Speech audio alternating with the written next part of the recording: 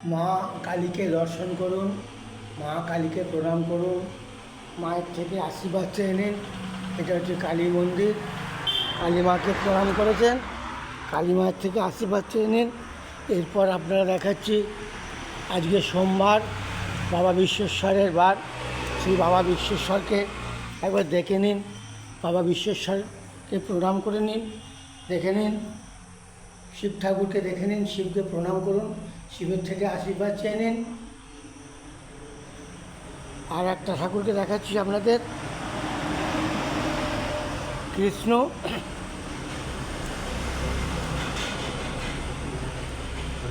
একটু কৃষ্ণকে দেখে নিন, কৃষ্ণ ঠাকুরকে প্রণাম করে নিন। রাধা কৃষ্ণকে দেখুন, রাধা কৃষ্ণ থেকে প্রণাম চেয়ে নিন। সকালবেলা আপনাদের ঠাকুরকে দর্শন করে এলাম, আপনারা ঠাকুরের থেকে আশীর্বাদ চেয়ে নিন। ঠাকুর আপনাদের মঙ্গল করুন, এটা কামনা করছি।